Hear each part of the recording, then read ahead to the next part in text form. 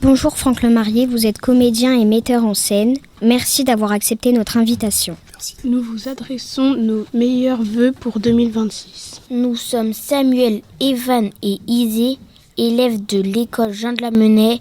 Nous vous proposons de découvrir vos débuts sur scène. Franck Lemarié, à quel âge avez-vous commencé la comédie ?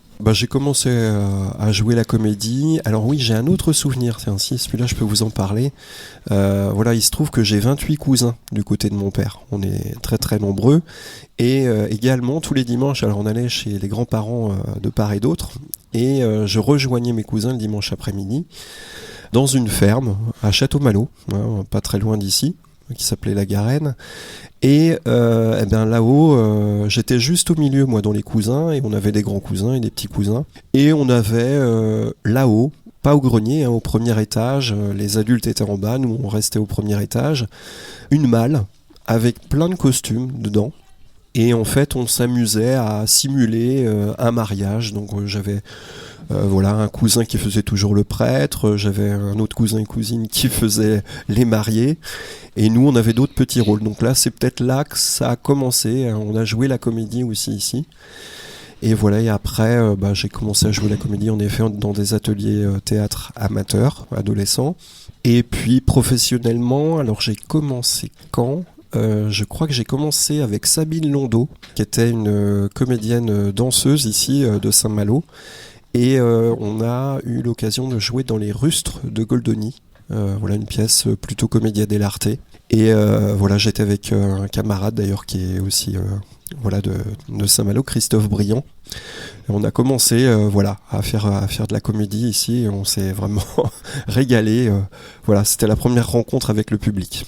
Quelle était votre première pièce de théâtre ? La première pièce en amateur, c'était La Fable du secret bien gardé. Voilà, alors je ne sais plus l'auteur.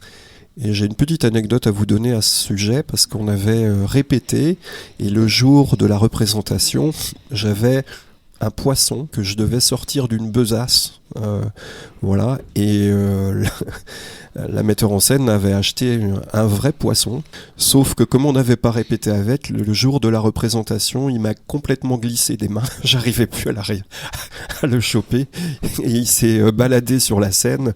Voilà, donc ça a créé un effet comique. Vous voyez, il y a des choses qui peuvent arriver comme ça, et en tout cas c'était pas prévu. Moi j'ai essayé de le faire sérieusement, mais j'étais déjà rattrapé par l'humour, quoi. Voilà, donc ça c'était la première pièce, et puis la première pièce professionnelle, comme je vous l'ai indiqué, c'était les Rustres de Goldoni. Dans quelle ville avez-vous fait vos débuts ?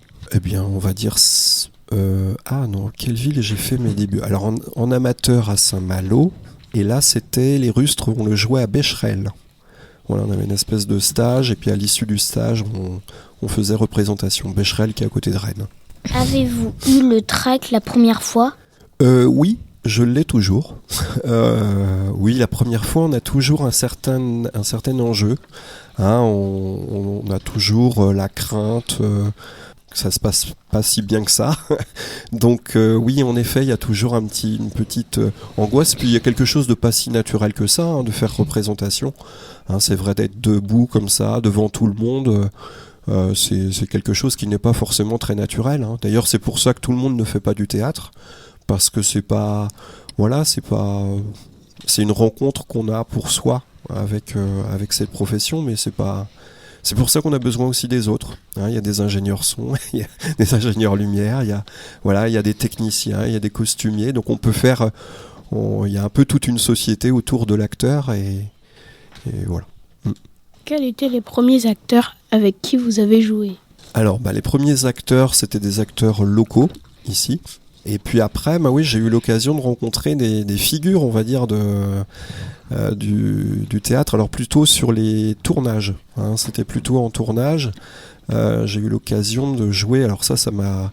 Au début, j'étais intimidé parce que pour moi, les acteurs qui passaient à la télé, c'était waouh, c'était quelque chose. Donc j'ai eu l'occasion de jouer avec Jeanne Moreau. Ça va pas vous parler non plus parce que c'est une très vieille actrice. Et je tremblais un peu comme une feuille. Je faisais un réceptionniste, je n'avais pas beaucoup de répliques. Et elle venait me poser des questions à la réception. Et c'était quelque chose. Et en plus, j'ai eu la chance de retourner avec elle, parce que c'est ce qu'on appelle les podcasts, hein, c'est ça. Enfin, en fait, le son était pas tout à fait correct, donc on a réenregistré à Paris. Et du coup, j'ai eu l'occasion de repartager la scène, mais là, hors cadre. Voilà, on avait tourné ça à Saint-Martin-de-Ré, à l'île de Ré. C'était royal, c'était génial. Alors là, j'étais un peu comme une star parce que j'avais un hôtel pour moi tout seul. Toute la journée, j'étais dans mon hôtel et j'ai attendu qu'on vienne me chercher. J'avais jamais vécu ça. Et ça, c'était très très rigolo. Donc ça fait partie aussi de la magie, hein, en tant que comédien, voilà, de faire aussi un peu de télé, de rencontrer des figures aussi du cinéma. Alors deux fois, il y en a qui sont sympas, il y en a qui sont un peu moins sympas, hein, comme dans la vie. Hein. Mais c'est quand même souvent très intéressant. Dernièrement, j'ai joué avec Hakim Gemili. Je ne sais pas si vous voyez qui c'est. C'est une humoriste, hein, dans Adieu Jean Pat. Voilà, je faisais un hypnothérapeute. Avez-vous une anecdote qui vous a marqué à vos débuts et que vous pouvez nous raconter ?